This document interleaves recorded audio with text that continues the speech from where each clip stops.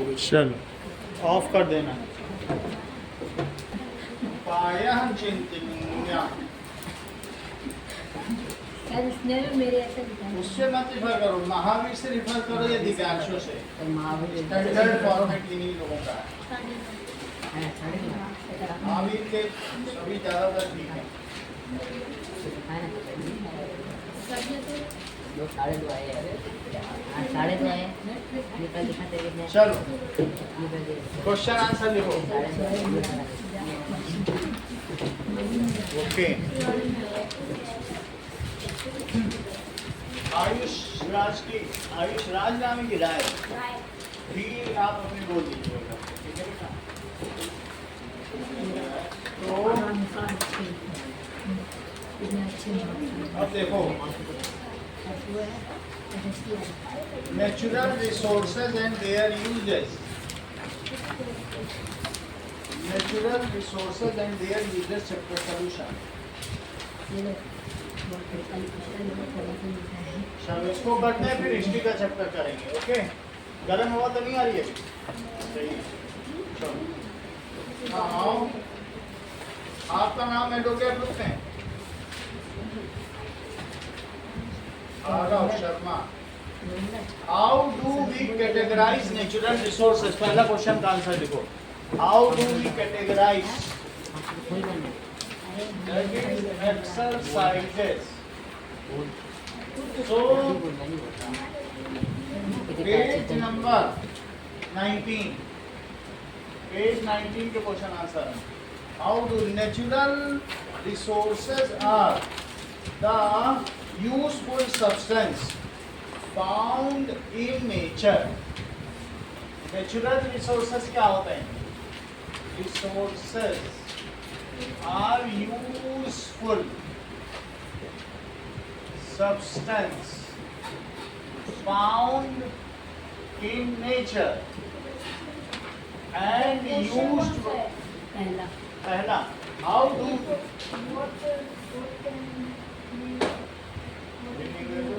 ये है। अच्छा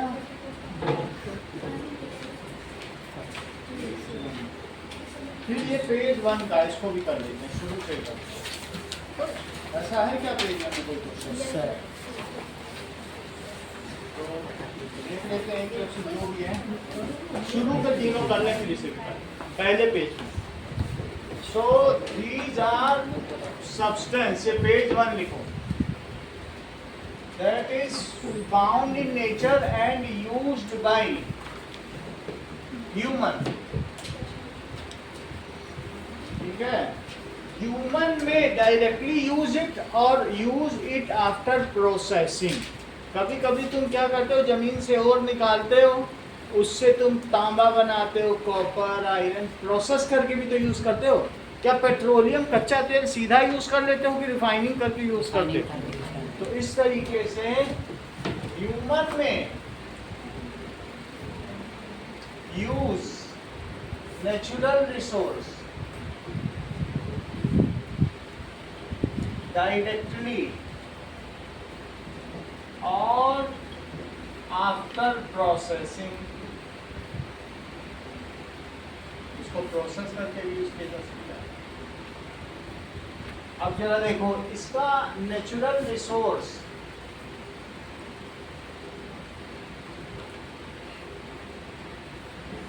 दो तरीके से हो सकते हैं, एक रीन्यूएबल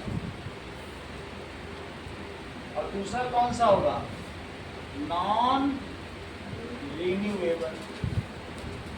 ठीक है, so it is replenished time to time. Time to time if we use it in controllable manner, मतलब जैसे अगर तुम पेड़ है ये नहीं सारे काट डालो, कंट्रोलेबल मैनर में अगर आप यूज करोगे, ठीक है, then it is available for human forever, हमेशा ही रहेगा। ऐसा नहीं कि पेड़ खत्म ही हो जाए। If it is used in control level manner. तो क्या होगा बताओ Ravindra? It is available forever, forever. जैसे कि रिवर वाटर, फॉरेस्ट हम यूज करते रह जाएंगे, फॉरेस्ट आता रहेगा, काटते रहिए लकड़ी आती है। और ये क्या है? It is in limited quantity.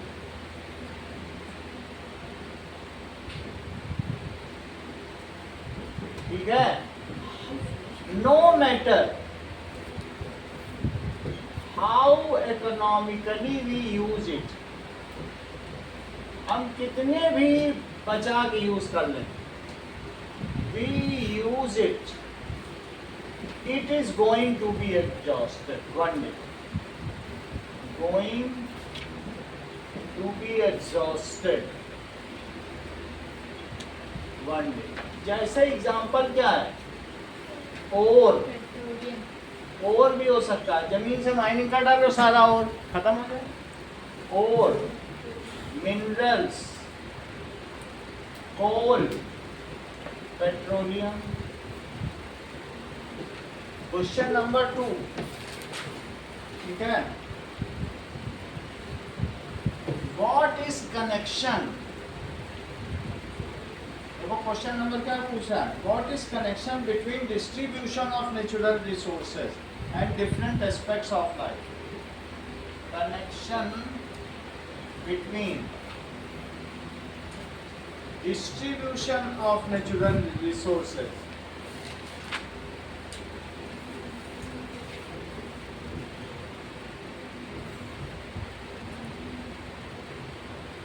and different aspects of life।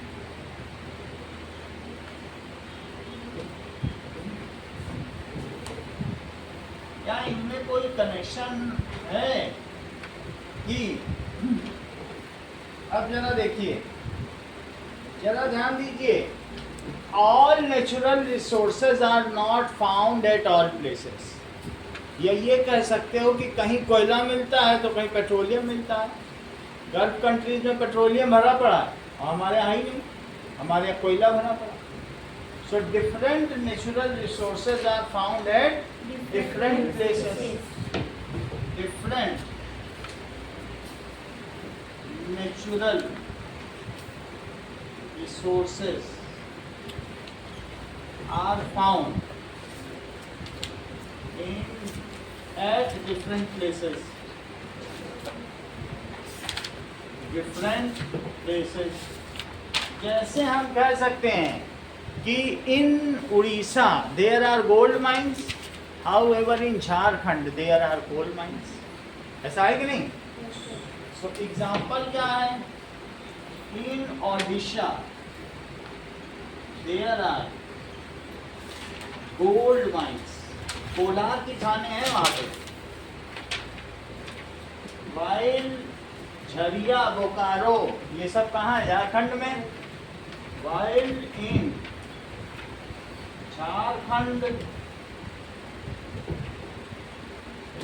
There are coal mines, mines. अब दृष्टि, wherever natural resources are found, human start getting settling there। अगर मुंबई में पोर्ट है और ट्रांसपोर्टेशन की सुविधा है तो क्या पूरी मुंबई भर गई है इंसानों से? क्योंकि वहीं पर ही तो लोगों के ऑक्यूपेशन होगा, व्यवसाय का साधन होगा। जहाँ नेचुरल रिसोर्स होगा वहीं लोग बस। wherever natural resources are found, resource ही नहीं पाया जाए और क्या पाया जाए? Resources are found. ठीक है?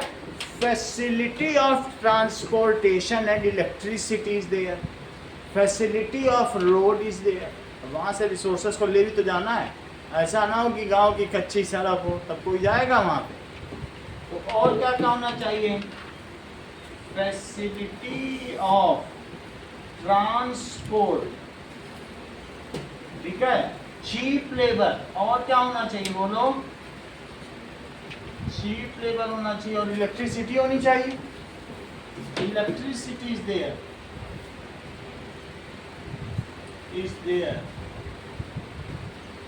ठीक है. That place human gets start settling there.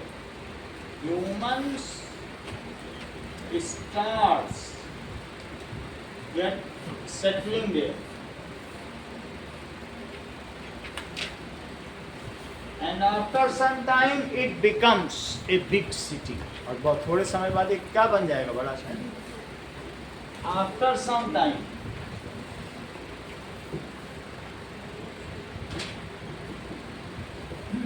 it get converted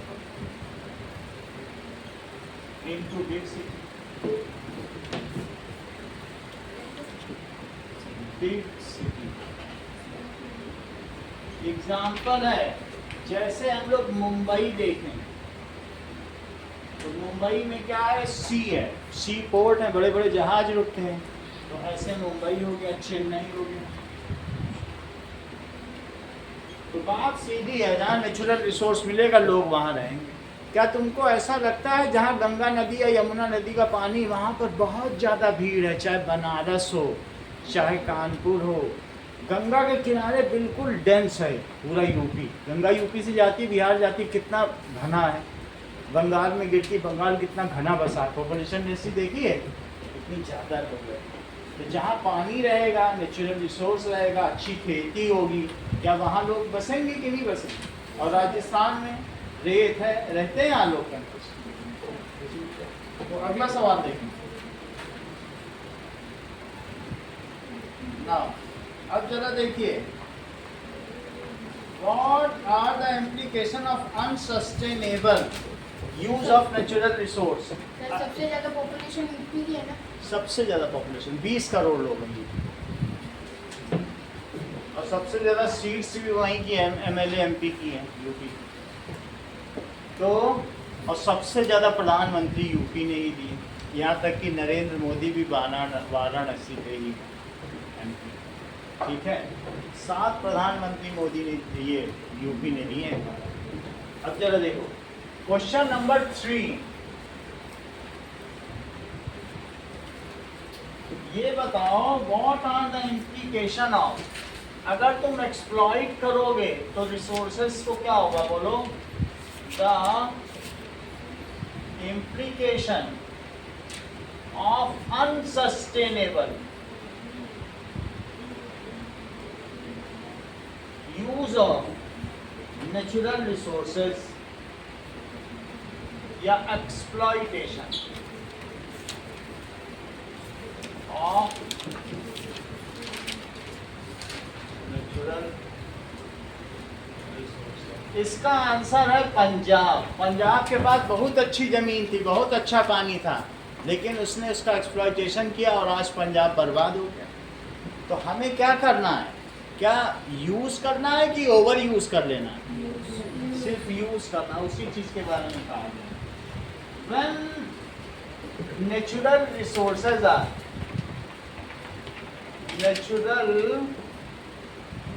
resources are overused. overused का मतलब है exploited. अगर तुम्हारे घर में नौकरानी आती है या मेड सर्वेंट आती है, तुम उससे कह दो घर भी साफ कर दो, ये भी कर दो, वो भी कर दो. अच्छा अभी थोड़ी देर रुक जाओ, घर में पुताई भी कर दो उससे कह दो घर में प्लास्टर भी कर दो. मेड सर्वेंट आ रही, उसको पूरा दिन रात लगाए रहो, तो क्या ये उसका यूज है कि एक्सप्लॉइटेशन है. तो ऐसा नहीं करना है ना कि घर में कोई कुछ काम करने आ रहा है और तुम कहो कि अच्छा रुको भी, तुमसे तो बहुत काम लेना है, तुम अच्छा आ गए, अब तो तुमको छोड़ेंगे नहीं जब तक तुम मर नहीं जाओगे. तो ये तुम्हें ठीक लगता है, ये एस्पेक्ट इनह्यूमन लगता है, बोलो रविंद्र, ये कैसा लगता है तुम्हें ये चीज़ कि कोई आ जाए नौकर घर में तो बोलो अच्छा पुताई करके जाना, अब आ गए हो तो. ठीक है, देन क्या होगा, देन इट डैमेजेस. किसको डैमेज करेगा, बायोडाइवर्सिटी. वहाँ पर फ्लोरा एंड फाउना सब मर जाएंगे, चिड़िया पक्षी पॉलिनेटर सब मर जाएंगे. तुम कोयला इतना बिखरा दो झारखंड में कि हर पेड़ काला दिखने लगे, वहां पे बैठने आएगा कोई पक्षी? बैक्टीरिया तक मर जाएंगे, इंसान रह जाएगा उसकी भी नाक में काला भर जाएगा। ठीक है, then it damages the biodiversity। ठीक है, that is flora। फ्लोरा का मतलब प्लांट्स, और फाउना का क्या मतलब होता है? ठीक है, और क्या करेगा? बायोडाइवर्सिटी को डैमेज कर देगा, एंड उसकी वजह से क्या होगा? It will over use of resources can pollute soil, water, जैसा कि पंजाब में हुआ, एंड एयर, एयर को भी पॉल्यूट कर देगा, and leads to many diseases.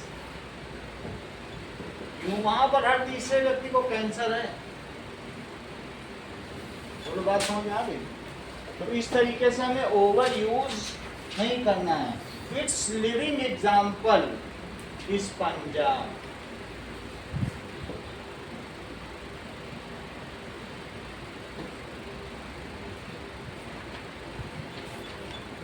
Which once was, जो कैसा था, एक ग्रीन एरिया है ना, is now converted into infertile land.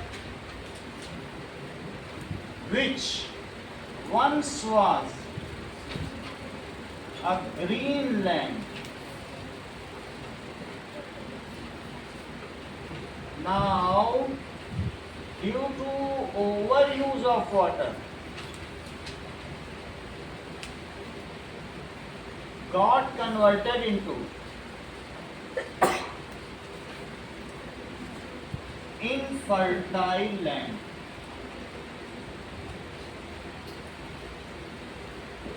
इसको नोट करो, फिर आगे बढ़ो।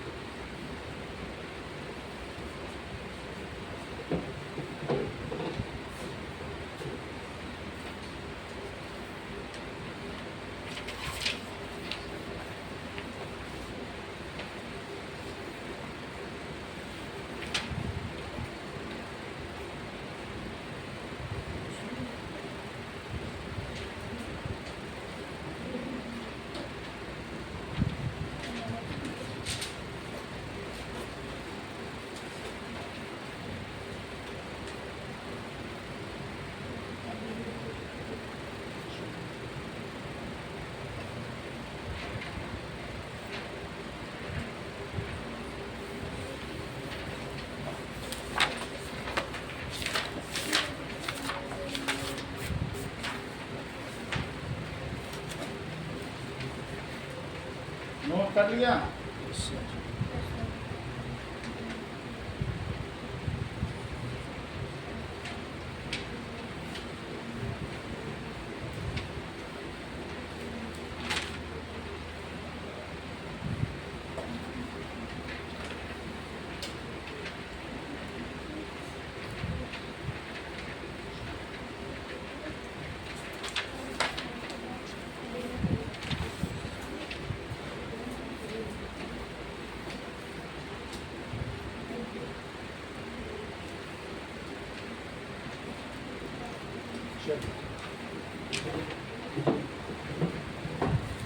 हो गया?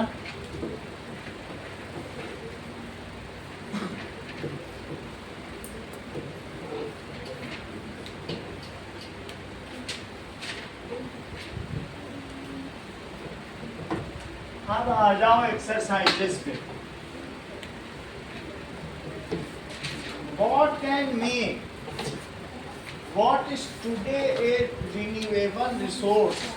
आज रिन्यूएबल है, ऐसा तुम सोचते हो कि आज रिन्यूएबल है, कल नॉन रिन्यूएबल हो जाए? क्या चीज है? हाँ, तो देखो कि क्या कोई रिन्यूएबल रिसोर्स, अगर आप उसके रिप्लेनिशमेंट से ज़्यादा रेट रखोगे यूज़ करने का तो नॉन रिन्यूएबल हो जाए।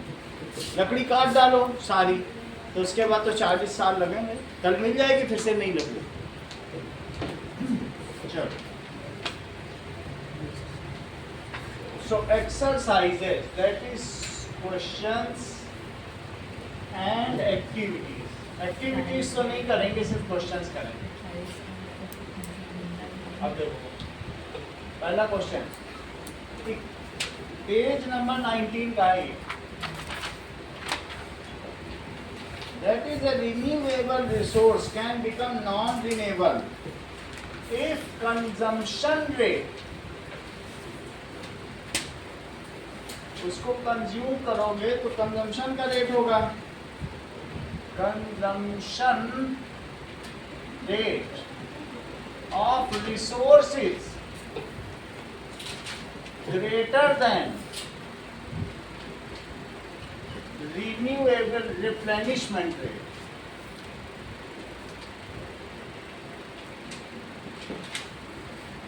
Then renewable resource क्या हो जाएगा बताइए? Then renewable resource will become non-renewable. Now, rainy season is a breeding time for fish. अगर तुम सोचो कि रेनी सीजन में भी हम मछली पकड़ लें तो क्या वो अपने अंडे दे पाएंगे? तो क्या नई मछली पैदा होंगी?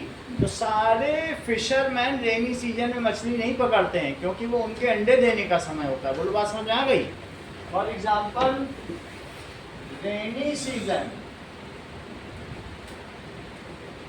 Is a breeding time. किसके लिए ब्रीडिंग टाइम है? Time for fish. So fishermen do not catch fish during these months.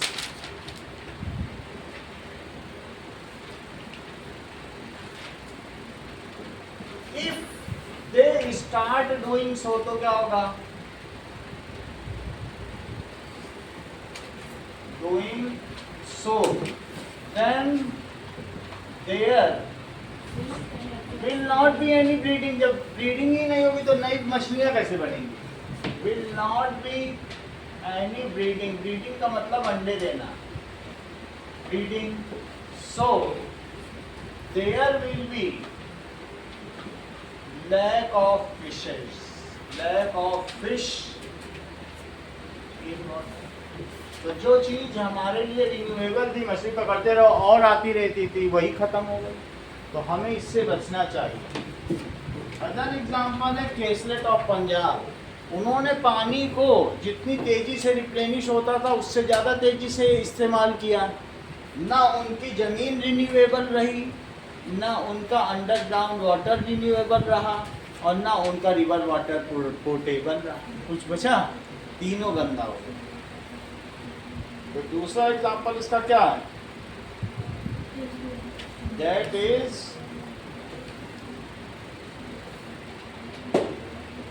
उन्होंने साल की 4 खेती की, ओवर एक्सप्लॉइटेड द लैंड. वो उन्होंने जैसे शाहजहां ने मुमताज महल को खेत बना डाला था, उसने 17 साल में 17 बच्चे पैदा कर डाले मुमताज, और 18वां बच्चा पैदा हो रहा था, मर गया. उसको घोड़े में ले गया, टकबक कहेगा तुम्हारे साथ ही चलेंगे लड़ाई का. तो जमीन को तुम अगर ऐसे यूज करोगे तो क्या होगा? बोलो, जमीन ही ग्रीन फर्टाइल हो जाएगी. अब अगला देखो, अदर एग्जाम्पल क्या है?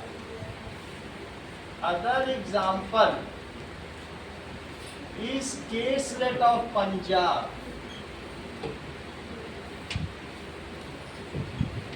दे ओवर यूज्ड, ठीक है, वाटर एंड, ठीक है, ओवर यूज्ड वाटर, और उन्होंने कल्टीवेट की कितनी फसल? Cultivated 3 crops per year. 2 ही फसलें होनी चाहिए साल में. 3 crops per year. This made, इसकी वजह से क्या हुआ, this has made the soil unfertile because soil has not got any chance to replenish its nutrient. फिर से ताकत आए सॉइल में तब तो वो नए क्रॉप दे, सॉइल से लेते जा रहे हो दे कुछ नहीं रहे हो। सो soil has not got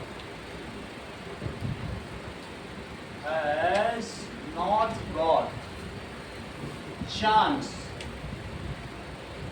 to replenish its nutrients.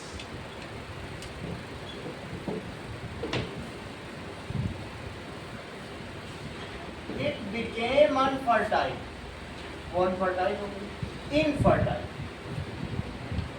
And underground water level had gone down below 40. And जो अंडरग्राउंड वाटर लेवल है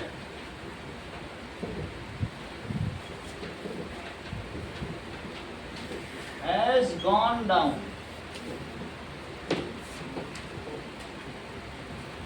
below 40। तो दोनों से वो गए। जो भी लिखो सेंटेंस पे ज़्यादा ध्यान दो दिव्यांशु, तुम्हारे पास वर्ड पूरे रहते हैं, ऐसा नहीं है कि तुम लिखते नहीं हो, बट लेकिन उससे सेंटेंस मीनिंगफुल नहीं निकल रहा है। तो तुम्हें ज़्यादा ध्यान किस पे देना है बताओ, सेंटेंस पे ध्यान दो और अपने भाई की तरह तेज बनो। जो फर्स्ट एग्जांपल है ना, इसमें लास्ट लाइन में आपने नॉट लगाया। ये If they start with doing so, then there will be any breeding, no any breeding. So there will be lack of fish. सही है? Be will be there will be lack of, there will be no any breeding, there will not be any breeding, ये भी लिख सकते हो। अगला सवाल देखो, ये समझ में आ गया ना, पंजाब का केस लिख देना और ये मछुआरों का केस लिख देना कि वो मछली पकड़ने लगे अगर बारिश में तो क्या होगा, तो फिर वो मछलियाँ अंडे ही नहीं दे पाएंगी। मछली तो मिल जाएगी लेकिन अगली जनरेशन खत्म कर दोगे। अगला सवाल देखो, Aarav Sharma, name 5 ecosystem functions, ऐसे 5 इकोसिस्टम पारिस्थितिकी तंत्र बताओ, ठीक है, that serves human, that is, पहला है पॉलिनेशन, पॉलिनेटर्स। पॉलिनेटर्स क्या करते हैं बोलो, देख लो, किसी भी फ्लावर में, ये फ्लावर है तो फ्लावर में क्या चीज होती है बताओ, बीच में एक मेल रिप्रोडक्टिव ऑर्गन होता है। ये तुमने छोटी क्लास में पढ़ रखा है क्या, नहीं पढ़ रखा तो पढ़ो। ये इसके अंदर ओवम होता है, मेल रिप्रोडक्टिव ऑर्गन, ठीक है, ये देखो। और इसके चारों तरफ कौन होते हैं, दैट इज एंथर। कभी ये देखा है इस तरीके से, पौधे के अंदर ऐसा होता है नहीं होता है, ठीक है। तो अब मुझे बताओ कि इसमें से पॉलन ग्रेन इस पे कौन पहुंचाता है, ये मेल रिप्रोडक्टिव ऑर्गन है और ये फीमेल है, ये चीज इसके अंदर जानी चाहिए, तो कौन लेके जाएगा, पॉलिनेटर्स, इंसेक्ट, भंवरा, कीड़े होते हैं ना छोटे छोटे जो पौधों पे मंडराते हैं, बीज करती रहेगी, वो उससे नेक्टर तो इकट्ठा करती है लेकिन हमारा भी फायदा करती है। वो इसको पॉलन को किस पे पहुंचाती है बोलो, दैट इज कार्पेल पे। ये फीमेल रिप्रोडक्टिव ऑर्गन, इसको क्या कहते हैं, कार्पेल। और मेल रिप्रोडक्टिव ऑर्गन को क्या कहते हैं बताइए, स्टेमन। तो फूल में भी मेल और फीमेल दोनों होते हैं लेकिन अपने आप ये इसमें नहीं गिरेगा, इसको इस पे कौन पहुंचाएगा बताओ, ये बी। इसको भी बताना है, बनाना नहीं, मैं बता रहा हूँ ये बी है। अब ये मान लो आएगी तभी तो पहुंचाएगी। तो पॉलिनेटर्स क्या करते हैं, दे डू पॉलिनेशन। अगर पॉलिनेशन ना हो तो क्या कभी पेड़ में फल आ पाएंगे, यही चीज फिर जब इस पे गिर जाता है यहाँ तक पहुँचता है तो फिर यही बन के अनार बन जाता है, मैंगो बन जाता है, फूल ही फल बने। और मान लो ये नहीं गिरा तो फूल झड़ जाएगा, कुछ नहीं बनेगा। तो बोलो पॉलिनेशन कितना जरूरी है? सब्जी के लिए भी जरूरी है, फलों के लिए भी जरूरी है। कुछ लोग ईयरबड से लेके खुद पॉलिनेशन करते हैं, लेकिन इतने बड़े खेत में कहाँ तक तुम खुद करते फिरो? ईयरबड लिया, इससे इस पर टच किया और इस पर रख दिया, फिर क्या करते? ऐसे भी कर सकते हैं। हैंड पॉलिनेशन भी होता है, लेकिन वो मुश्किल है, सब में नहीं कराया जा सकता। और जो नेक्टर कलेक्ट करने आते हैं उनका भी काम चल रहा है, हमारा भी कर, मधुमक्खियां तो करती है ना। तो लिखो पॉलिनेटर्स। क्या ऐसे 5 नेचर की चीजें बताओ जो ह्यूमन की सर्विस करते हैं। तो क्या पॉलिनेटर्स हमारा भला करते हैं? क्वेश्चन में पूछा गया, वो बताओ नेचर हमारी 5 कैसे तरीके से सर्विस करते हैं। तो देखो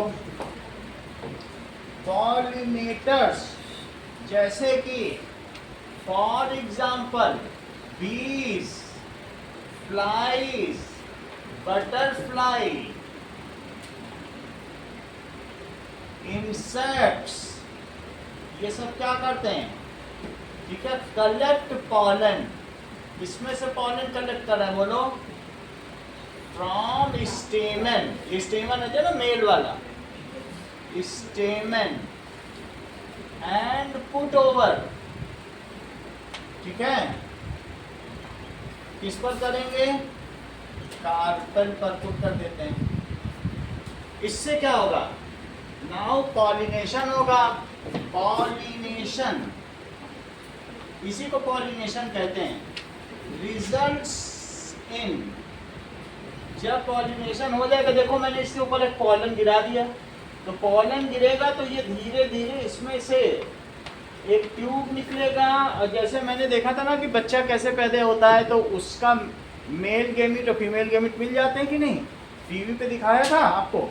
तो वैसे ही इसमें का इसमें मिल जाएगा, इसी को फर्टिलाइजेशन में जाइगोट समझते हो ना, जाइगोट बन जाता है।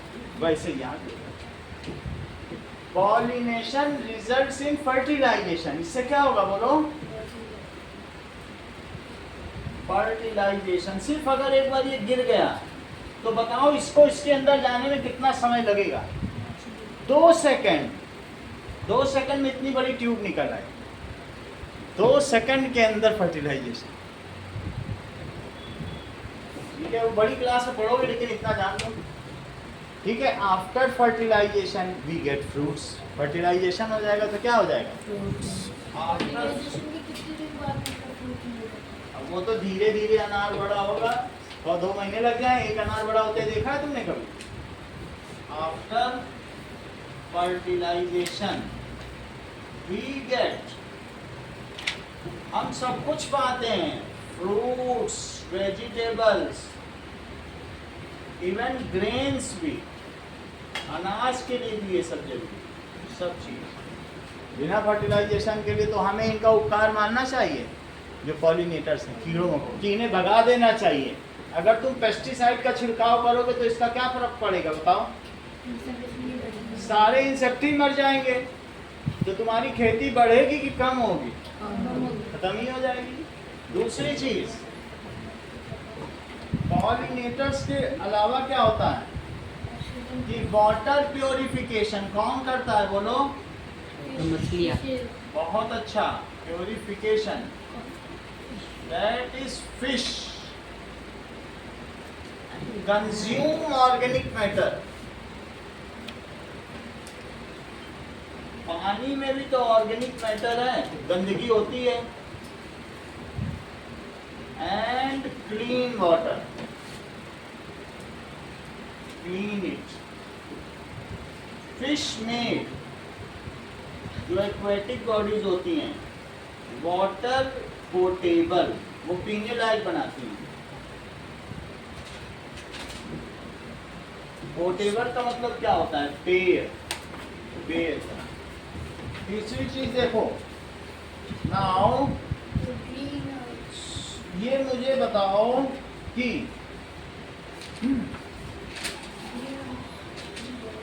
क्लाइमेट रेगुलेशन, बहुत अच्छा, रेगुलेशन। जो ट्रीज हैं वो क्या करते हैं? Trees absorb CO2 emitted by humans.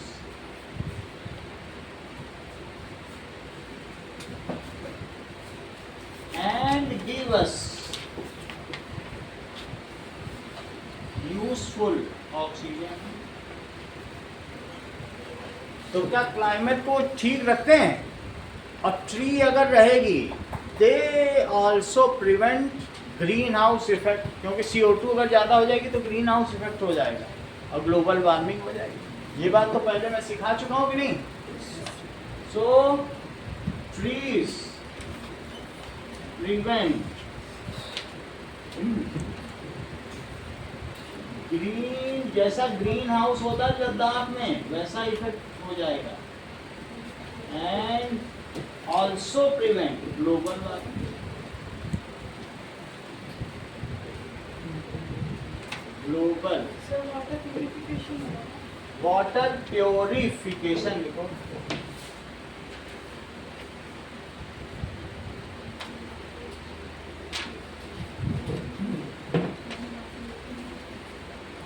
Warming.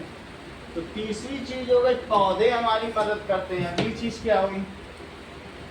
Soil fertility में दृष्टिकोण हमारी मदद करता होगा। Micro yes, micro organism and earthworm, जैसे ये राइजोबियम। अगर राइजोबियम ना हो तो क्या दालें बन पाए? एटमॉस्फेयर की नाइट्रोजन ही ना हो पाए। तो जरा देखें सॉइल फर्टिलिटी में नेचर हमारी कैसे मदद कर रहा है।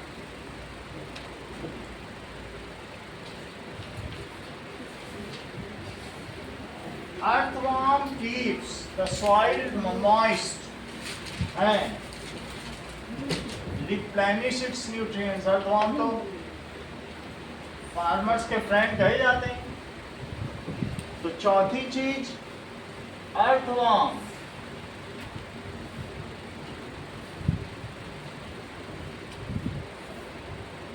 देखो सॉइल फर्टिलिटी। earthworm में देखो soil fertility.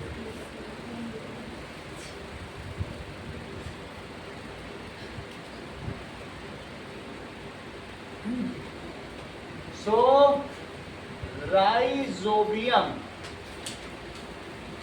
present at root nodules। ये दाल का पेड़ है और किसी में मैंने दिखाया था पहले भी आपको। तो इसकी जड़ों में कौन बैठा रहता है? राइजोबियम। और वो वाटर सॉल्युबल नाइट्रेट्स में बदल देता है। So present at root nodules of pulse plant. Pulse मर्जी लिखे, पल्स लिखो, नहीं तो leguminous plant. Convert nitrogen gas. Rhizobium एक बैक्टीरिया है into water soluble nitrates.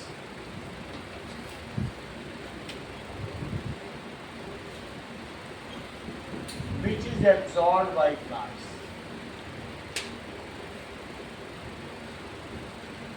Plants अगर उसे एब्जॉर्ब ना करें एंड तो प्रोटीन बन पाए, make protein.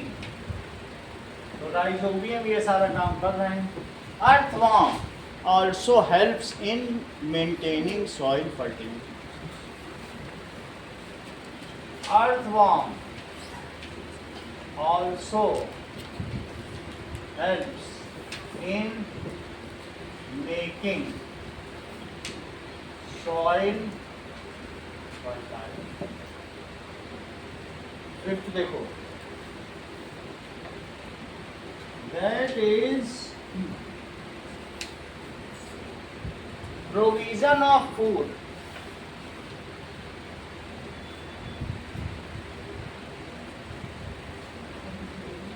Soil and water bodies provide us food.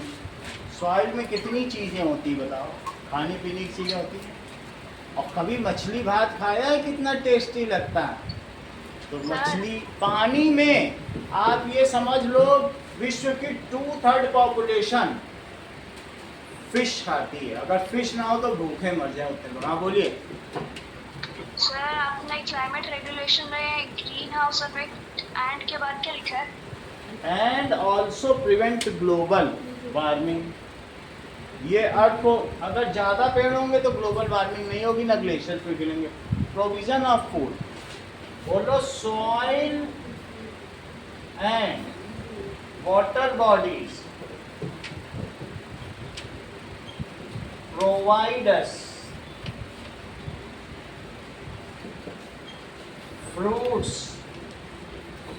vegetables,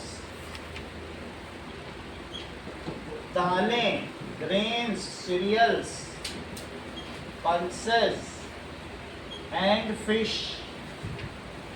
अगर सब कुछ हो, थाली में मछली ना हो तो बंगाली मर जाएगा। बंगाली के लिए तो मछली कितनी जरूरी होगी, होगी कि नहीं? तो इस तरीके से प्रोविजन ऑफ फूड, ठीक है, which is vital for human survival. It also, river also gives us potable water. अगर ये दोनों चीजें ना हो, पोटेबल का मतलब पेयजल, सो it is needed for human survival. आदमी मर ही जाएगा अगर पानी न पिए। अगला सवाल देखें, What are renewable resources? How they are different from non-renewable resources? ये तो तुम खुद लिख लोगे, renewable resource क्या होता है, non-renewable resource। What can people do to ensure that renewable resource continue to be available for our use and future generation? लोगों को क्या करना चाहिए कि जो रिन्यूएबल रिसोर्स हैं वो आगे की जनरेशन को मिलते रहें। पेट्रोल तो ख़त्म हो जाएगा, उसको तुम नहीं बचा पाओगे, लेकिन कम से कम ज़मीन तो बचा लो, नदियाँ तो बचा लो, यही है। सो हमें क्या करना चाहिए? पंजाब की तरह काम करना चाहिए कि सिक्किम की तरह?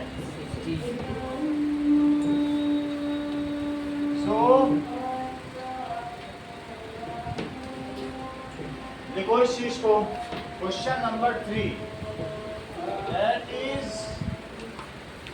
रिन्यूएबल रिसोर्स और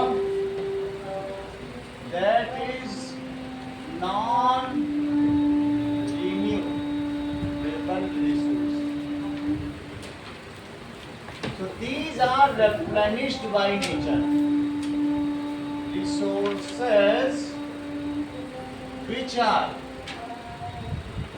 replenished by nature time to time.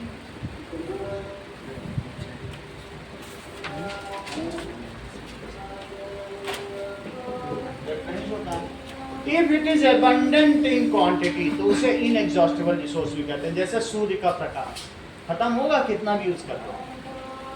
If it is abundant, बहुत ज्यादा in quantity, then it is called, क्या कहेंगे, इनएग्जॉस्टिबल, कभी खत्म ही नहीं होगा।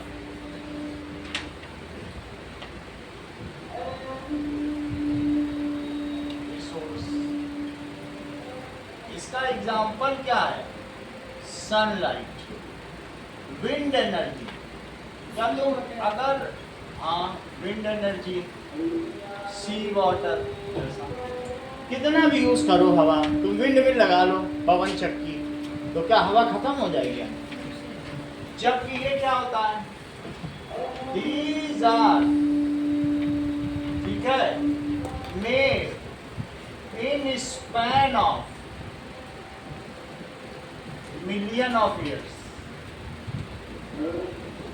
बहुत सालों में ये बन पाए, and are limited in amount, अब वो बन नहीं पाएंगे।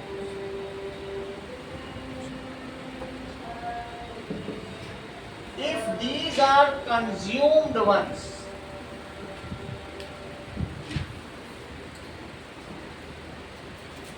Will not be available for us. फिर क्या हमारे लिए अवेलेबल रहेंगे? Will not be available in near future.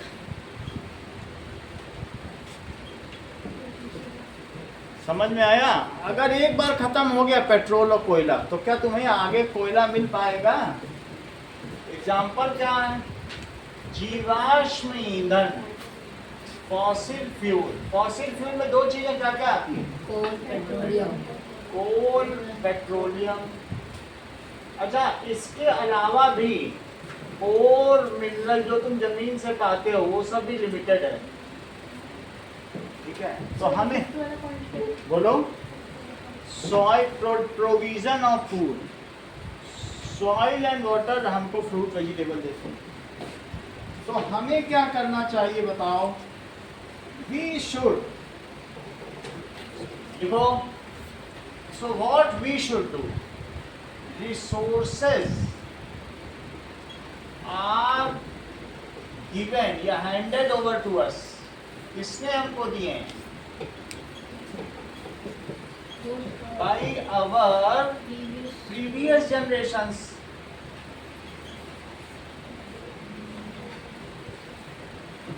We should use it in sustainable manner. Over exploit नहीं करना है, जितनी जरूरत है उतना इस्तेमाल करो। Use in sustainable manner. कल हम लोग हिस्ट्री पढ़ेंगे, इसी का सेकंड चैप्टर, क्योंकि संस्कृत के 2 चैप्टर खत्म हो गए, तो एक दिन हिस्ट्री चलेगी, एक दिन ज्योग्राफी चलेगी। समझ में आई बात है? Use in sustainable manner so that it longs Lester. ठीक है, फॉर फ्यूचर जनरेशन।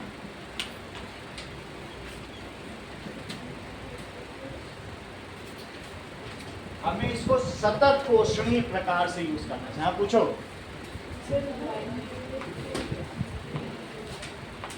पूछो। Gives us potable water. It is needed for human survival. Provide us fruits, vegetable, grains, pulses and fish. कहाँ पे बताओ? ये गलत लिखा है। अभी नहीं लगाती तो YouTube में मिसप्रिंट चला जाता। सब बताया क्या? सही है? चलो, इतना नोट करो। इधर का नोट किया, ऊपर का। अब कुछ क्वेश्चन आपके लिए।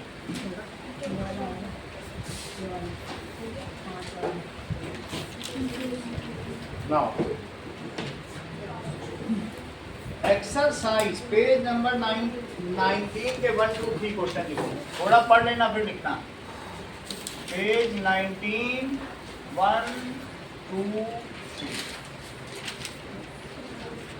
फुल पेज ले लेना मैम से।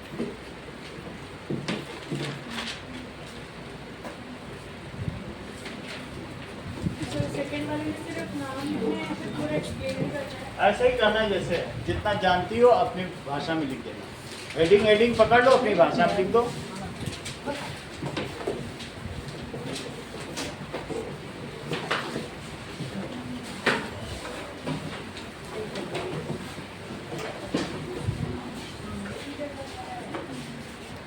ओके, अनन्या कौन कौन है? अनन्या, अमर्त्या, स्वरित भी है क्या? Okay, now you can leave. इतना ही है। Okay sir, thank you sir. Welcome.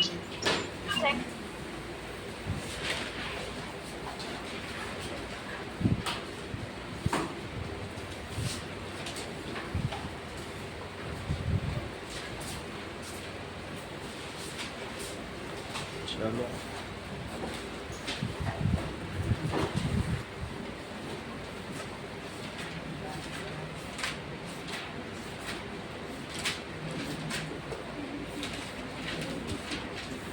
चलो निकाल लिया। देखो 5th क्वेश्चन हुआ फैट कैसे डाइजेस्ट होता है, ठीक है। कल दे देंगे आपकी कॉपियां जो नीचे। आगे देखिए 6th question, what is role of saliva in digestion of food, that is exercises. जिज्ञासा कौन सा पेज है? 99, तो page 99। Question number 6, saliva contains enzymes, लेकिन एंजाइम्स क्या होते हैं? Biocatalysts. अगर तुमसे कोई पूछे व्हाट आर एंजाइम्स, तो एंजाइम्स की डेफिनेशन अलग से लिख लो। एंजाइम्स दीज आर, ठीक है, biocatalyst present in body. Catalyst present in body which increase the rate of reaction,